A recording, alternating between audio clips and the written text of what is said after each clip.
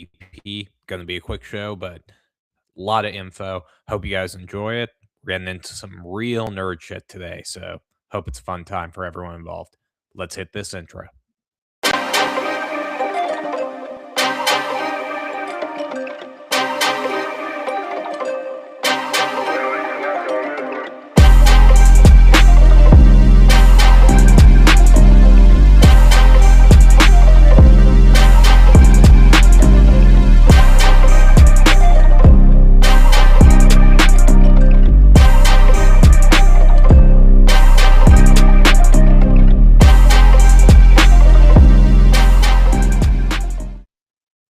Hey, how you guys doing? I am one guy. This is two pods. No, two guys, one pod. I am Addi the Nard Dugnar, the Duck League champ. You can find me on all the socials at that. I am also the creator of League Champ, so be sure to check us out. We're running contests all through the off season, but I am here to talk about something that I have shared to a lot of the people that I'm sure will watch this in our discords.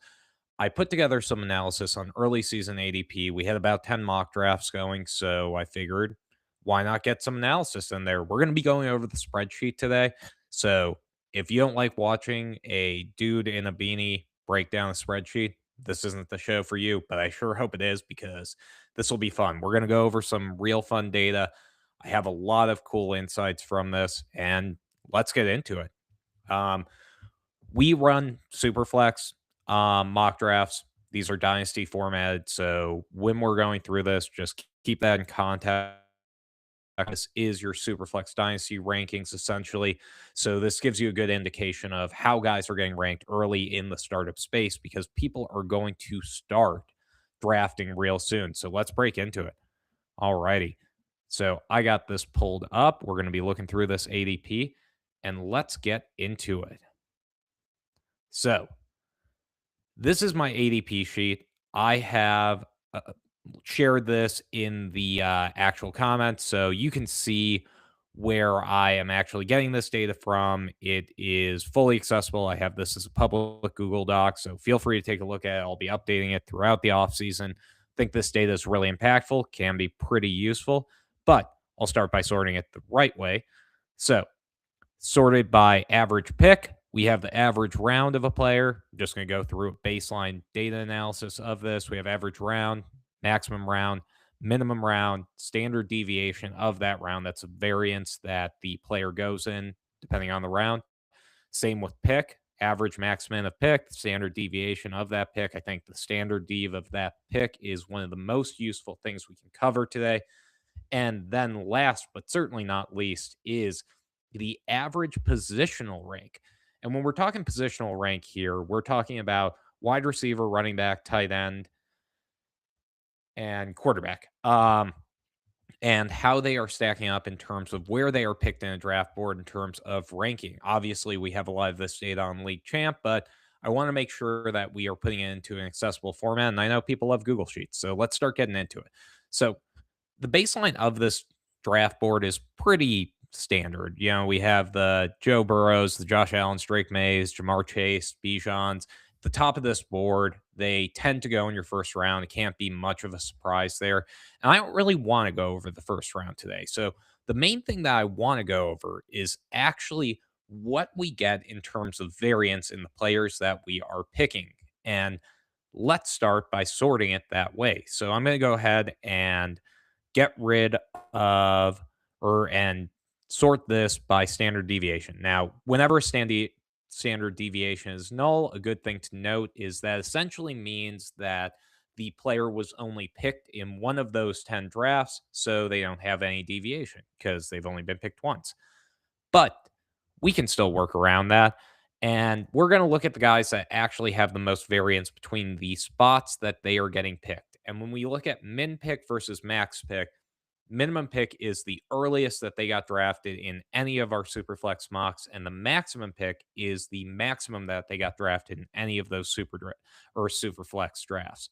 And the guys on here are Braylon Allen, Kenny Gainwell, Romeo Dobbs, all of these guys. So we're going to break it down position by position. Let's go ahead and start it at the quarterback position.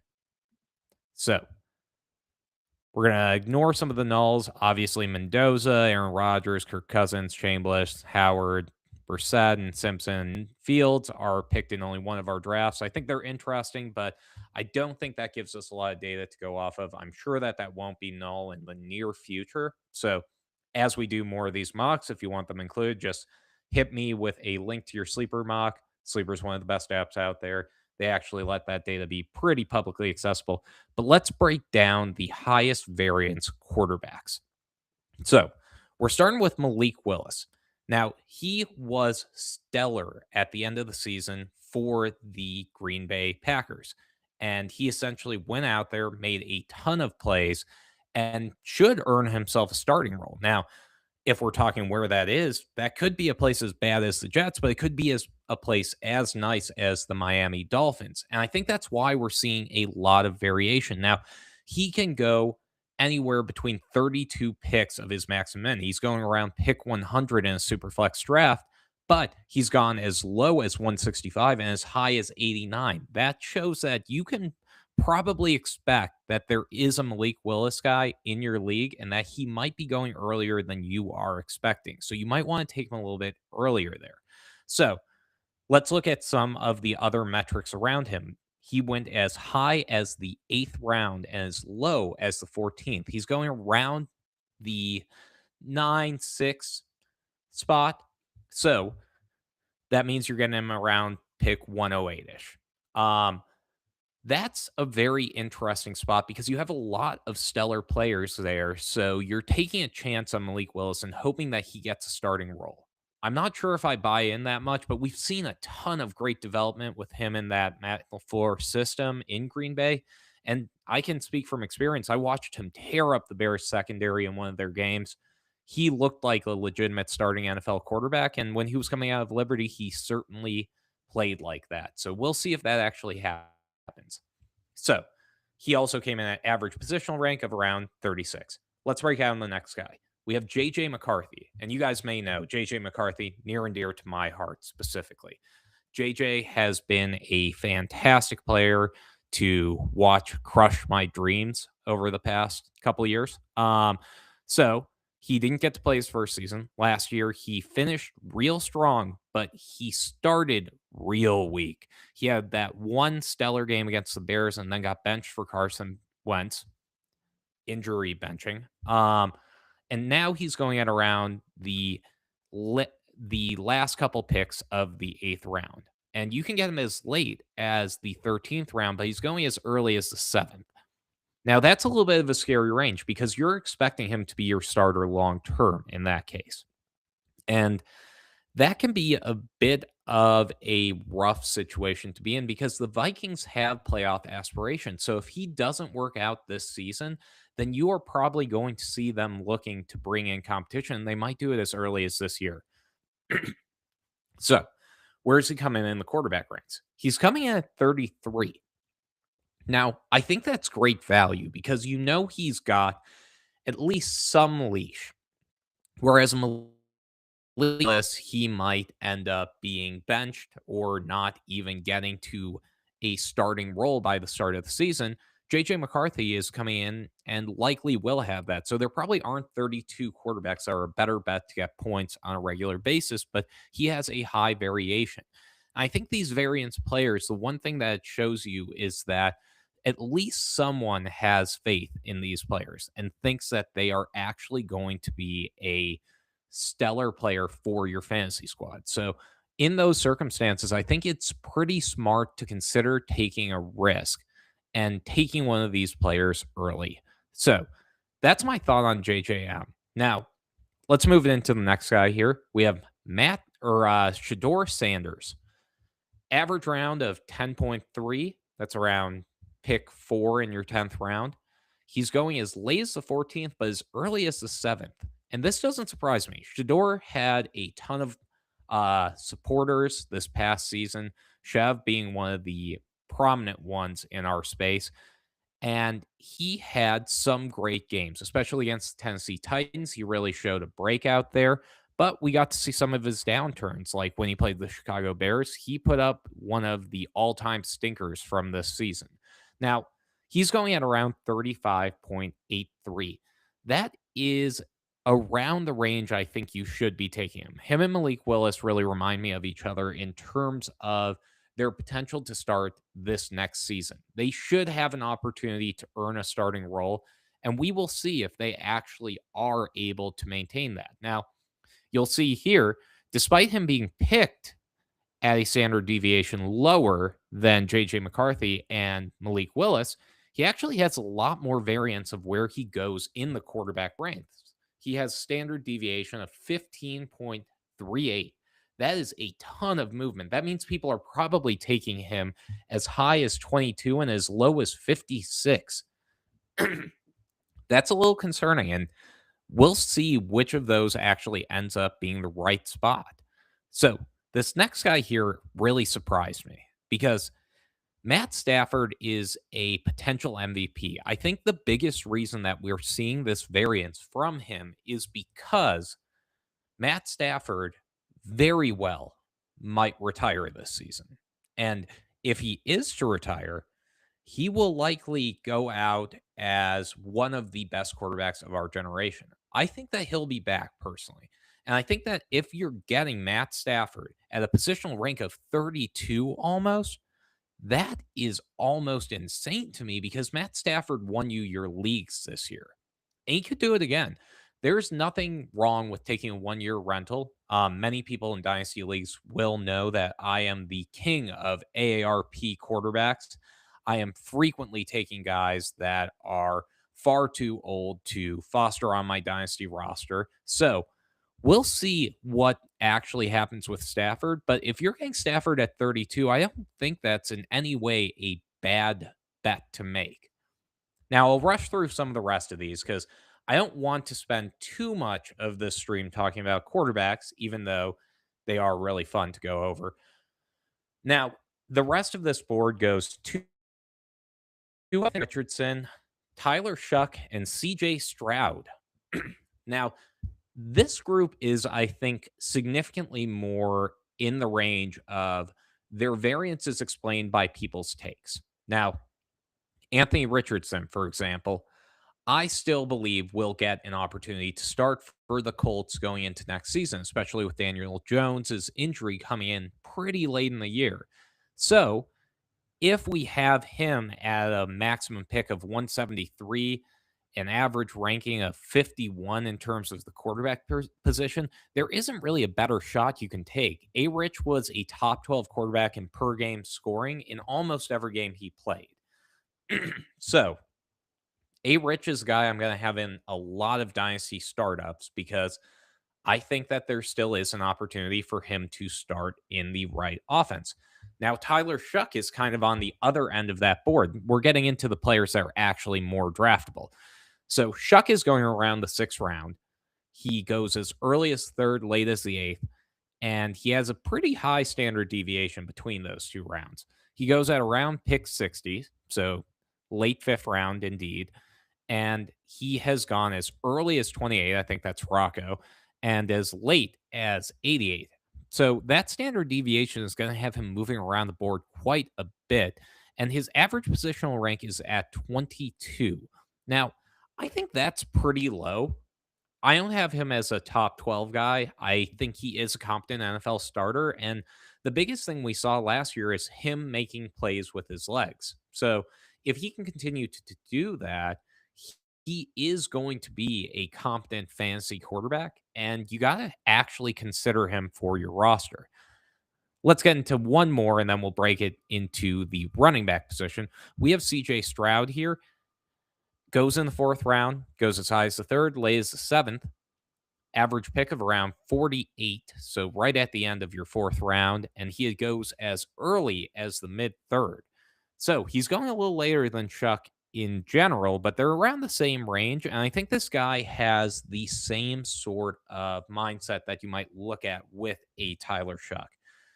CJ Stroud hasn't been prolific, but he has ceiling. We've seen him in his rookie year look like a competent top 12 NFL fantasy quarterback and also a top 12 NFL quarterback. But the end of this season was brutal. Those picks in the Patriots game weren't fun. And you had about 5 fumbles in the Steelers games too. So he's going to need to clean that up. But if the O line steps up a bit for Houston, CJ Stroud might be a buy that you kind of need to take in that late spot because he is a young quarterback and he is great for a dynasty roster. Let's break into running backs.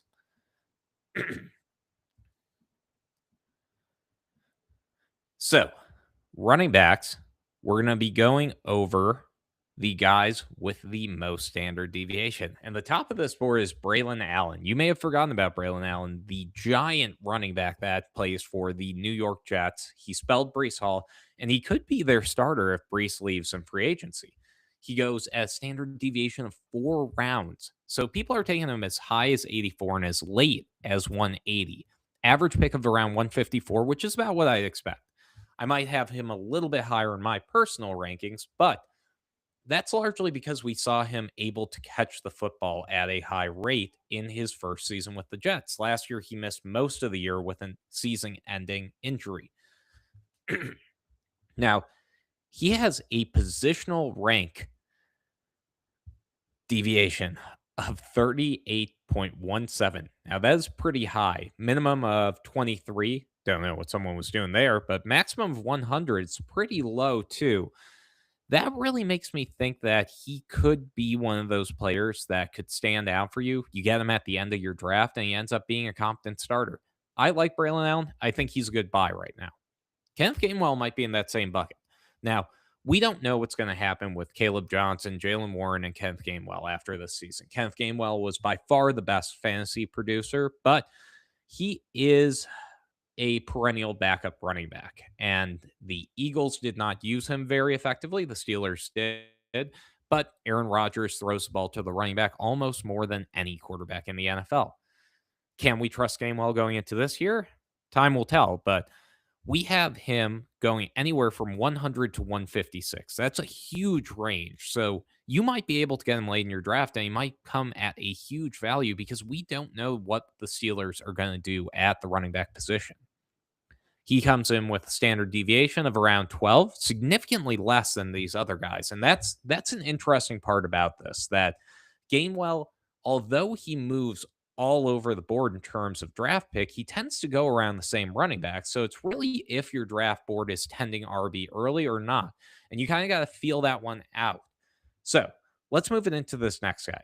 Jonathan Brooks, another player you may have forgotten, but the Carolina Panthers are likely to get rid of Rico Dowdle in the offseason, which means that Jonathan Brooks should have an opportunity to play this season.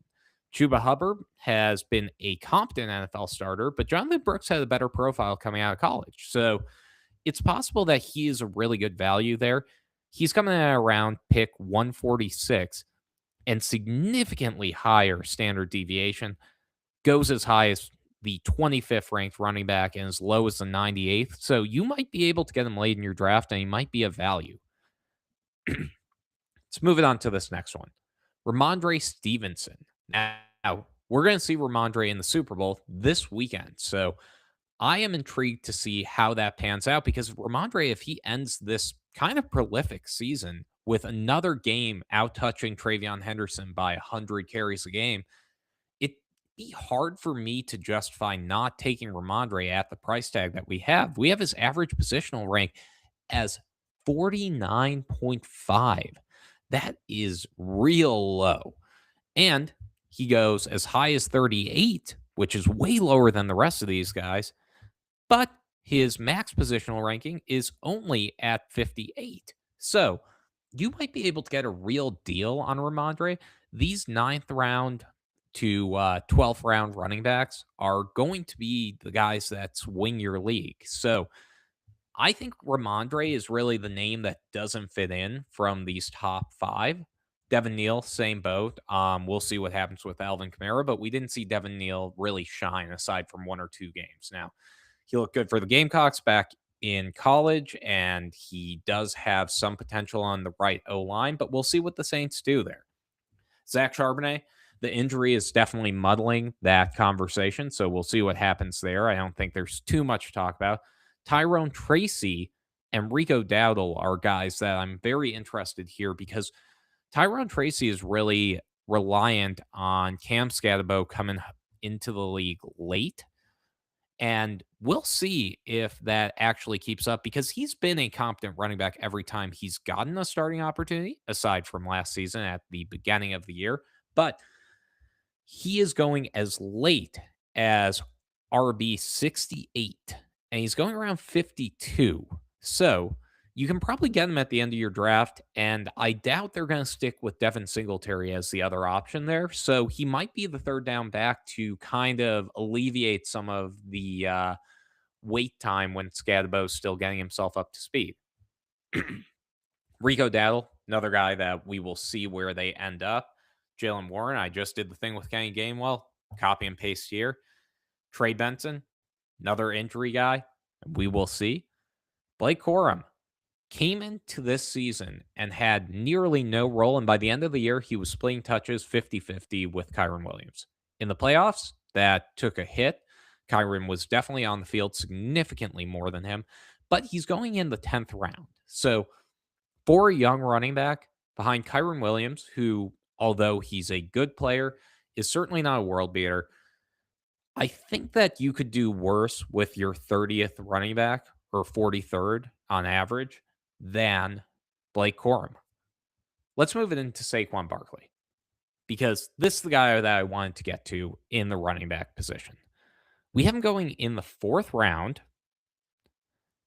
minimum round of 3rd, latest round of 7, high standard deviation. His max or his average pick is around 45, but his minimum pick is 25 and his latest is 75. If you can't Barkley at 75, that is insane value. Now, you may see here he has way less variation in positional rank. So I think that this is another case of running backs going down the board early.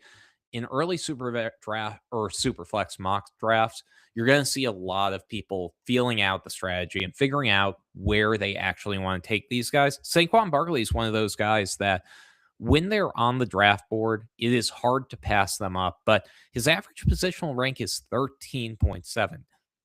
The Eagles are getting rid of Petula. They brought in Mannion. I think that's great news for Barkley, and I don't think we've seen the end of Barkley being an RB1 in fantasy football.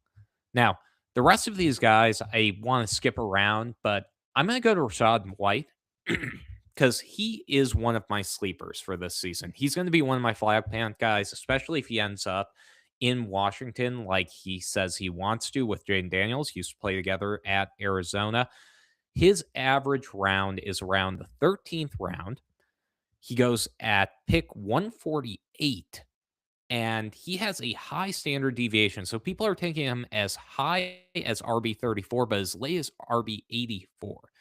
And if you're taking him at 58, for example, the 58th RB off the board, there are not 58 more talented running backs than Rachaad White in the NFL. He is one of the athletic freaks in the NFL. He had a top 3 season for the Tampa Bay Buccaneers until Bucky Irving ascended. And I am going to have quite a bit of Rachaad White this year. So that handles our running back position. Let's go ahead and break it down on receivers. So receivers are going to have a lot more variation in general. So we have at the top of this board some interesting names. Romeo Doubs, we'll see if he ends up in Green Bay. Troy Franklin, who kind of ascended this past season until Pat Bryant started to break out, but that certainly wasn't a clear-cut ascension, and Marvin Mims still muddles that or that wide receiver room. Brandon Ayuk in whatever uniform he might end up in. Brandon Ayuk was going in around like the 10th round of underdog last year. It might be a great time to get him. Josh Downs, Trey Harris, and Chris Godwin. Now, these are a lot of wide receiver 2s and 3s for their ball clubs, but they all have one thing in common if we're looking at the top of this list. Romeo Doubs has a history of wide receiver 1 or 2 production. Troy Franklin has had weeks of wide receiver 1 or 2 production. Brandon Ayuk, wide receiver 1 season. Josh Downs, breakout season this rookie year. Trey Harris, talented wide receiver out of Ole Miss, and could be thrust into a significantly bigger role if Keenan Allen is to leave the San Diego or Los Angeles Chargers. Chris Godwin, we'll see where the Buccaneers end up with their wide receiver room, but if Mike Evans is gone, Chris Godwin is only 29. He looked healthy at the end of the year. Jalen Coker ended the year on a heater. Cokeheads unite. He was fantastic, and it is hard to believe that Coker won't be a above average talent in the NFL in the right role. Rashid Shaheed, a little bit weaker. And then we get into some of the more wide receiver two names. But let's break down where they actually are going. So for these guys, they're basically all going between this meaty range from 125 to 165 on your draft board. So that adds up to around round 11 to round 14. Now, that's a ton of variation. And these guys all seem to have positional rank max out of around 30 and a min of around 100. So you could get them very late in your board. And I think that makes a lot of sense to take a list like this, where you have these Jawan Jennings, Shaheed, Godwin, all these guys. Pick your three favorite, decide what those guys are, and then pick one from that board and wait until the last one's on there and snipe that guy off. Now, for me, it's going to be Brandon Ayuk. I still believe in the talent. I saw enough from him. Speaking of guys that might end up in a Washington Commanders uniform playing with their former quarterback, Brandon Ayuk and Jaden Daniels had a great history, and I doubt that Debo Samuel is back in a Commanders uniform. I would love to take Ayuk, especially around the spot that he is going at average pick of 128. I think that he is one of the best values in that spot because 128 is real late for Brandon Ayuk. And if he was fully healthy and you had clarity on his situation, you would be taking him in the fifth round. That's where he was going previously. Now, that brings me to Josh Downs, who is in a very similar position where Michael Pittman very well might leave the Indianapolis Colts. And the biggest fear that you have with Josh Downs isn't that he won't get targets. He will. Tyler Warren and Alec Pierce are great, but he's going to end up with some target share. It's that Anthony Richardson might be his quarterback for 8 weeks. And that does make him a scary prospect, but he's another player that was going in the ninth or 10th round last year. And he's going in the late 10th now. So, in a situation where he has a smaller target tree, I'm pretty inclined to think that it's time to buy back in on Josh Downs. Prolific wide receiver his rookie year. Now, let's move into some of these other guys. Chris Godwin, I obviously feel great about because if Mike Evans actually does leave in free agency, Godwin is an easy pickup there. Coker, I gave you my spiel on him. Let's move a little bit further down the board and go into, let's see, who am I feeling here? Michael Wilson. That's a fun one. Oh, wow. Matt Golden goes around the same spot. That seems like an easy dichotomy right there. But Michael Wilson goes as high as the fifth round, late as the 10th. He is going around the 8.5, so around your 96th, 97th pick. Goes as high as 55, late as 116. And the thing about Michael Wilson is he was a wide receiver one for 8 weeks last year. If the Colts roll with Kyler Murray, I don't know that I have any confidence that Michael Wilson can repeat that. He already has a tough target tree with Trey McBride, Marvin Harrison, and Trey Benson, James Conner eating up backfield carries. So we'll see if he actually is able to maintain that, but he has a ton of deviation. So if you could get Michael Wilson later and end up with him closer to the 48th ranked wide receiver than the 30th, I would be thrilled to have Michael Wilson as my wide receiver 3 or 4 on my ball club. But we just got to my favorite name on this board, Tyreek Hill. I've ended up with him in a ton of startups. Really interesting.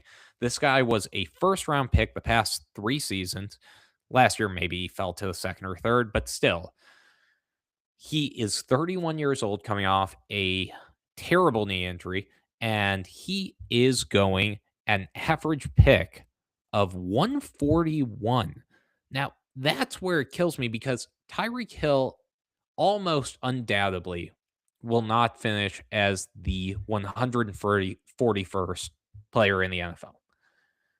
When you look at his maximum positional rank of 43 or 104, I think that that shows that dichotomy because I think that there isn't really a world where he finishes anywhere other than top 36 or bottom 80 to 110. So he's one of those players where if you're getting him in the late 13th round, if you're getting him in the 12th round, I think he's one of the best bargains you can have because say he ends up in a Chargers uniform or a Raiders uniform with Fernando Mendoza. Tyreek Hill could have a prolific year to end his career, and I'm inclined to take him at that spot. So we'll see how that actually works out. I'm intrigued by Tyreek Hill, and I think that he's one of those players that I am going to be really impressed by based on their play. And hey, Jamie breaking into the chat. Tyreek is 32 years old. Thank you for correcting me there, Jamie. And there is a chance he's done, but at pick 132, I am happy to take a guy that might be done. Last year, we were talking about the same thing with Keenan Allen, and Keenan Allen ended up getting 8 to 9 solid weeks for your fantasy squad. And we were talking about him at about the same range in that late 12 to 15th round, and then he skyrocketed up to the eighth or ninth. When you're looking at these older wide receivers who have ambiguity in their starting role or where they're actually going to end up, they are guys that I'm going to be considering pretty heavily towards the end of that draft board. But fair caveat. I mean, that's why he's going as late as he is. To be honest, it's unlikely that Tyreek Hill ends up at this ADP closer to the season because we're going to have clarity on his outcome. It's either going to be way lower or way higher. So I can break down a couple more of these. I think I have time for one or two more wide receivers in here. And let's see, maybe not Mike Evans.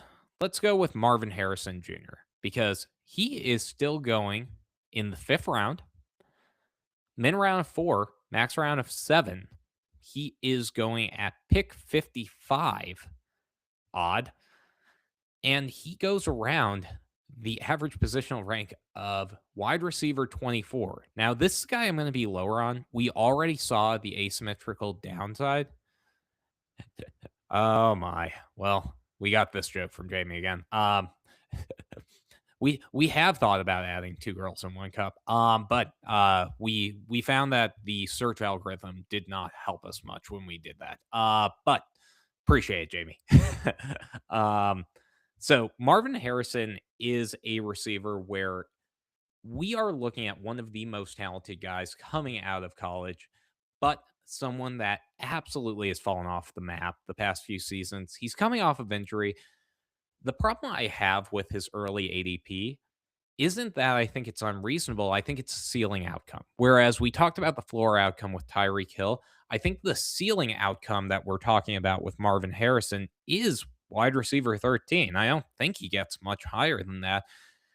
If he's at wide receiver 24 on average, I don't think I'll get a lot of him because his ceiling is probably close to that 13. And we saw his floor at around 50 this year. If we're having to take him that early, yeah, you get the extra years of work from him. He's going to be on your team for some time, but he is certainly going to be a guy that I have less of if this current ADP sticks. But let's move it into tight ends. And yeah, 7.8 is closer to acceptable in my mind for Marvin Harrison. And I think that's not bad. See, I think ADP is just so not sticky right now. It's kind of the reason that I made this sheet in the first place. Like when you're looking at ADP of these players, you're going to end up having a ton of variation going into the season. So it's almost good to look at it like a snapshot. Like, how are people viewing these players now? Because it'll help you get that packet of value where if you're in an underdog draft room, the biggest thing you want right now is to find the guys that have that asymmetrical upside, and you want to avoid the guys that have that asymmetrical downside, and essentially stack up your draft that way because they're going to move around. And if you can adjust your rosters to essentially have a high variance of the players that are on your team, then you can really make a lot of money in the underdog best ball streets. And I'm gonna keep letting Jamie clog up the stream here because I like his comments. I was gonna take Marv at 605, but Doomsday was there and felt lucky. I mean, to be honest, I'd take a Doomsday before Marv anytime. I actually think a Doomsday is a more talented player personally. That Matt Harmon reception perception on him was legit, and he plays up to it on a regular basis. But I Marv's an interesting player. I'm going to end up with less of him if this ADP sticks, and I think it's going to drop, and I'm going to end up picking up that value midway through the offseason. But let's break into tight ends. Let's just thrust right into the tight end. Phrasing myself there. So Jawan Johnson, highest variation.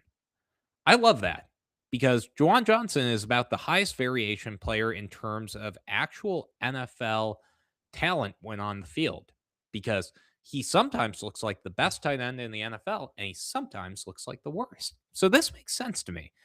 He has a positional rank deviation of around 13.89, pretty high. And he goes as early as 13 and as late as 42. And I couldn't agree more. I have no clue what to do with Juwan Johnson. I mean, I love to come with some takes on this, but to be honest with Juwan, I really don't know what to do with him. The Saints might add talent in that room, and they might not because he looked fine at times. But if he goes back to that mid-tier role, or if for whatever reason Taysom Hill decides to come back out of retirement for them, he could end up being a bust. I don't really know what to do with him. Dave Njoku is another one where we're going to get a lot more clarity based on the landing spot that he ends up in this offseason. He's going in the 11th round. He has a maximum pick of 165. He goes around 133. And I think that the fact that his deviation in terms of rank is so low shows you that people know what Dave Njoku is. He is a bona fide talent at this point. We know what his output is likely to be, but we don't know where he'll end up. And that's going to shape that. I could see him being closer to that 22 mark. I could see him being closer to that 30 mark, depending on if he ends up in a system like the Cowboys or if he ends up in a system back like the Browns. Next one here is Brenton Strange. Now, Brenton Strange, it blows my mind that the maximum positional rank for him is 36 and the minimum is 9. Because what in the world do we need to see from Strange before we start believing our eyes? He's been fantastic. He goes in around the 9th round. I think that he is a steal there. The fact that he's going later means that he should be your sleeper pick in these drafts. And the fact that some people are devaluing him all the way to 36, he is a young tight end. He is a talented one. He comps to Kenyon Sadiq in this draft class. So if you're looking for the talent that guy's bringing, Brenton Strange already has that. And you can get him all the way in the 9th round. So go ahead and take a look at him there. And let's see what Jamie has. Hey, he's always pounding those tight ends. That's great to hear, Jamie. I'm happy for you, bud. I'm trying my best to too, but depends on the mood my wife's in. So let's move it to Dallas Goedert here. We have Dallas Goedert at average round 12. I think this one kind of makes sense. I think he's a little late because, yeah, if AJ Brown leaves, there is some asymmetrical upside. So I might have a little bit of an overweight profile on Dallas Goedert, but we'll see. It's early to tell, and I think that especially what I heard at the Senior Bowl from a lot of the Eagles reporters was that they are expecting AJ Brown to stay there. Now, I've heard trade rumors come up, but we'll see what actually happens because I think Dallas Goedert, if the team stays in its current composition, could have some downside. He's definitely been inconsistent, and at the tight end position, that can really kill you. But if you're looking at the potential positive returns from him, if AJ Brown leaves, he's arguably the number 2 receiver there, if not Saquon Barkley. So we'll see. Harold Fannon's another guy that I would love to talk about here. Minimum round of 2, max round of 7. I got Harold Fannin in the 7th, and I felt fantastic in a startup that I did with Ballsville. Um, you know, the average pick you get him at is 55. That's around the 5th round, and I think that's about where he should be going. If you can get him at 81, that's fantastic. But you can see here that his standard deviation positional rank doesn't vary much. It's mostly the draft board that's moving him around. And I think this context is important because it shows the guys that are going to go during an early tight end run because that's really what you need to know. When you see that early wide receiver, that early running back run, that quarterback run, believe it and know the players that are going to fall in and out of that range because these guys, the Jawan Jennings, David Njoku's, Brenton Strange, and Dallas Goddard's, they're going to move around a lot more. Njoku maybe less so than the other two guys, but those guys have standard deviation of positional rank of over 10. So they're going to move around a lot. Whereas Harold Fannin is at 1.5. One of these things is not like the other. And the big reason for that is because Harold Fannin is good and he might have that tight end opportunity to himself this year. Now, we have AJ Barner and Terrence Ferguson here. A lot of variants for different reasons. Barner, because we might see Arroyo break out. Ferguson, because we might see Ferguson break out. Don't know really what I'm going to do with these guys early, but I think them and Theo Johnson all represent an upside case for late in your draft. Now, I want to move it to a guy a little bit further down at Sam Laporta because Sam Laporta gave us a tight end one season pretty damn recently, and he is going in the 5th round. He's still extremely young. He might be still injured. He's coming off that injury, but he goes as early as the 3rd, as late as the 8th, and his variation is quite high in terms of picks. Now, he only has a 3.5 positional rank variation, so he'll probably go during one of your runs, but that's still a lot higher than Fannin at 1.5.